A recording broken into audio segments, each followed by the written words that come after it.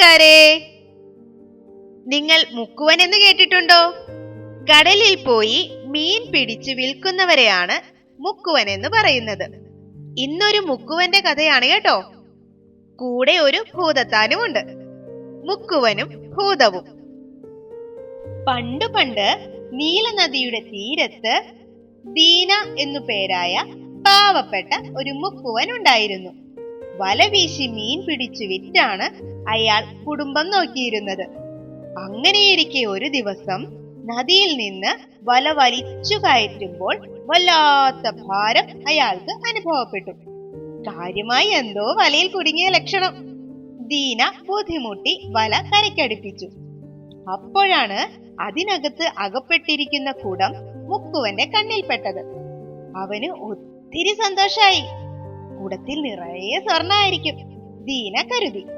വലയിലുണ്ടായിരുന്ന മീനുകളെ ദീന ശ്രദ്ധിച്ചേയില്ല. അദ്ദേഹം കുടത്തെ മാത്രം ശ്രദ്ധിക്കുകയും അതിനെക്കുറിച്ച് മാത്രം ചിന്തിക്കുകയും ചെയ്തു.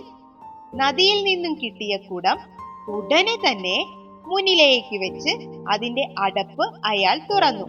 അപ്പോൾ എന്താ സംഭവിച്ചതെന്നറിയോ? പെട്ടെന്ന് കുടത്തിൽ നിന്ന് പുകപടലങ്ങൾ മേലോട്ടുയർന്നു. അയാൾ നോക്കി നിൽക്കുമ്പോൾ തന്നെ ആ വലിയ പുകയിൽ നിന്നും ഒരു ഭീമാകാരനായ ഭൂതത്താൻ പുറത്തു വന്നു. ആ ഭൂതത്താൻ വലിയ ശബ്ദത്തിൽ പൊട്ടിച്ചിരിക്കാൻ തുടങ്ങി. എന്നിട്ട് ഭൂതം പറഞ്ഞു, നീയാണിന്നെന്റെ ആഹാരം. ഇത്ര നല്ല ഭക്ഷണം എനിക്ക് കിട്ടിയിട്ട് എത്ര നാളായെന്നോ. പാവം ദീന. ഭാര്യയെയും മക്കളെയും എല്ലാം അയാൾ ഓർത്തു. ഞാനില്ലെങ്കിൽ അവരെങ്ങനെ ജീവിക്കും? അടുത്തുവാടാ, ഭൂതം ആക്രോശിച്ചു. പേടികൊണ്ട് മുക്കുവൻ നിന്ന് വിറയ്ക്കാൻ തുടങ്ങി. പെട്ടെന്ന് അയാൾക്കൊരു ബുദ്ധി തോന്നി.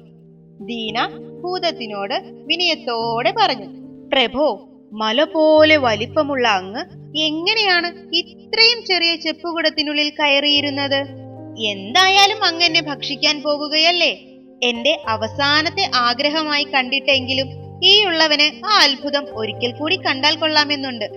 അതിനുശേഷം അങ്ങയുടെ ഒരു നേരത്തെ ഭക്ഷണമായി തീരുന്നതിൽ ഞാൻ സന്തുഷ്ടനായിരിക്കും. അപ്പോഴും ഭൂതത്താൻ ഭീകരമായി അട്ടഹസിച്ചു. ആ ശബ്ദത്തിൽ ലോകം മുഴുവൻ ഭയന്നു. മനുഷ്യ, കാണൂ എന്റെ വൈഭവം. ഭീമാകാരനായ ഭൂതം വീണ്ടും പുകയായി മാറി. ആ പുക നിമിഷങ്ങൾക്കുള്ളിൽ കുടത്തിനുള്ളിലേക്ക് പ്രവേശിക്കുകയും ചെയ്തു.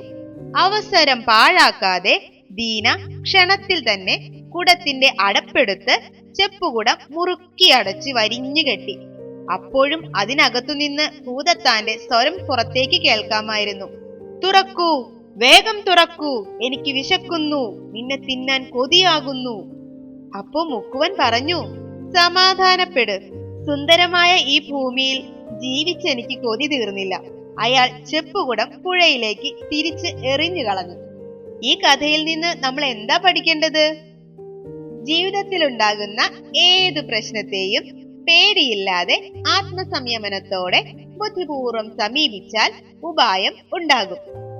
ഈ കഥ ഇഷ്ടായോ നിങ്ങൾക്ക്? അടുത്ത കഥയുമായി നമുക്ക് വീണ്ടും കാണാം.